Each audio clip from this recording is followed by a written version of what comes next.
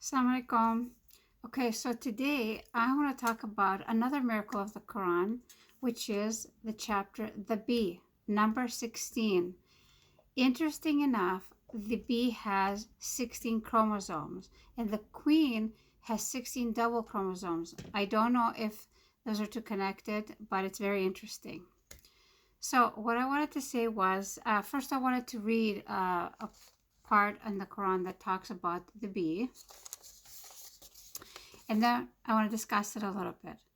And your Lord inspired the bee, saying, Take you habitations in the mountains and in the trees, in what they erect.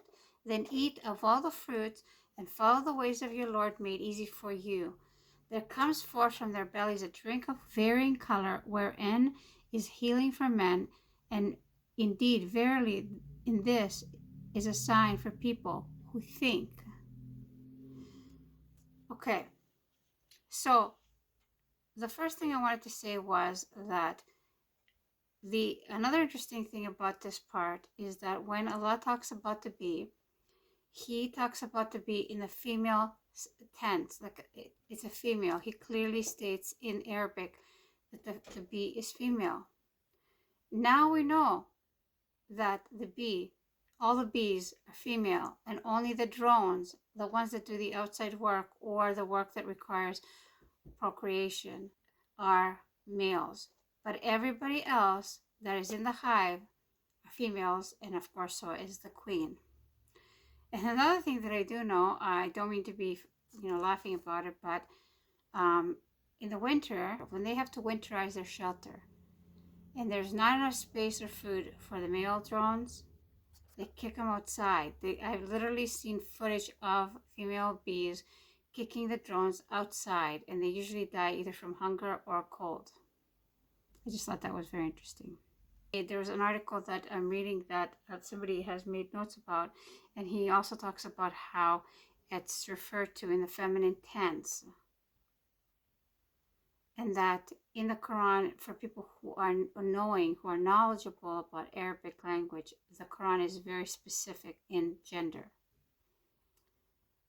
I find that about the Greek language also. I think that there are a few languages that are also very specific. The English language is not so very specific. So he does say here that the male has no real input apart from the production process. The females are the ones who are the builders, the workers, and the defenders of the hive, not the male. The author of this article, he mentions that clearly the Quran and Allah has inspired the bee, which indicates a level of intense divinity. So the residence of the bee, the beehive, is very, very interesting also. It has a hexagonal structure, and for those of you who do not know what hexagonal means, it's from the Greek word exi, which means 6. Okay? And so the structure is built in a hexagonal structure. In fact, according to a Roman scholar whose name is Marcus Terentius, he wrote something called Varro's honeybee conjecture, and he says that the hexagonal structure is the best tessellating shape that could have been used in order to create a compact and easily replicable structure. Interesting. Now, in the Quran, it does say that the honey comes in various colors, and everybody knows that today. And of course, everybody knows that the reason the colors range in color are from the types of flowers that the honeybee goes to, and also the flavors of the honey also vary depending on where the honeybee is getting its pollen or where it's harvesting its food from. Apparently, honeybees only live up to 6 weeks, but the queen bee can live up to 5 years, and she can literally lay 2,500 eggs a day. In addition, the honeybee can travel up to 90,000 miles, the equivalent of 3 orbits around the earth, just to get 1 kilo of honey. Isn't that interesting? So the reason I bring up the bee is also not just because it's a miracle in itself. The honey itself, the bee itself is a miracle. The honey is a miracle. It has very, very many properties. One of them being therapeutic. I remember one time I got bit by bees or wasps. It was probably wasps. And my grandma in Greece had put honey all over it. And then she's like, okay, go play now. And I was like, no, that's going to make things worse. So anyway, I know it has therapeutic properties. When you have a cold, that's the best thing to be taking is honey. But in this day and age, you have to be very, very careful. In fact, you have to have a PhD in trying to source out a really good quality honey, a real honey.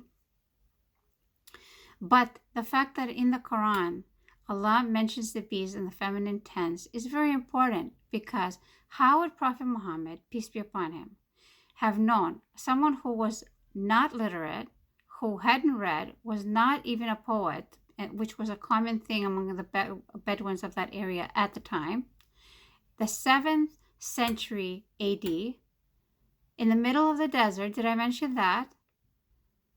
Who was a shepherd. And at times he was also traveling for, not very far, but he was traveling because he was managing his wife's business. How would he know that? How would he know all this information that the bee was female? To say that the bee, that's pretty exact, that the bee was female. We didn't have even the beginning stages of the microscope until the 16th century. About 10 centuries after Prophet Muhammad, peace be upon him, and the Quran was revealed. And we certainly were not looking to look at honey. We certainly weren't looking to look at honeybees in the primitive stages of the microscope. And over time, the glass was refined. The added mirrors were added. Light was added. Different angles were included. So over time, that has changed. And of course, man being who they are, especially as we have developed as a society or as societies, we found more time on our hands to experiment and look at things like the honeybee, which is pretty random, and find out all these interesting things about the honeybee. But don't you think the fact that it's mentioned in the female tense, also the structure being the best structure to have the most compact and fit the most in its hive. Don't you think that's interesting? And do you think that kind of thing just happened? We just evolved. We came out of the water. We're related to the apes a little bit, but we're not the apes. We're not the apes are not our ancestors. That is just a theory. It has not been proven. And if you think that it's not a theory, why do they call it a theory? And prove it in the comments down below. Why do you think we came from the apes? Which is pretty silly. If we're connected in any way to the apes, which we share DNA 98% about, then why don't we say the same thing about dolphins? We share approximately almost the same amount percentage in DNA. Why? Why don't we say anything about the potato or other vegetables that we share DNA with? We didn't happen by accident. We are created, and we're created with design, and we're created with design by an intelligent being. Allah is outside of the measurement of science. Okay? Anyway, I thought that was pretty interesting. The honeybee is a very interesting topic. It's one of the miracles of the Quran. If you are interested in looking into Islam or are searching for the right path for you, I suggest you read a lot. I hope that you come to the conclusion that the Quran, I hope you come to the conclusion that you should also read the Quran, because it's a great book to read from beginning to end. No little tidbits picking here and there. Just read the whole thing. And ask God to guide you before you start. And hopefully you'll be one of the guided ones. It won't happen to everybody. Not everybody is going to be on that path. it's not the same path for everybody. So inshallah. Anyway, for those of you who are fasting, we have a couple of more days to go before we are done with Ramadan. The month has gone by really, really fast, and I pray all our fasts and all our prayers are accepted, and may Allah take away all the pain and suffering of all the people that are in pain and suffering today. Assalamu alaikum.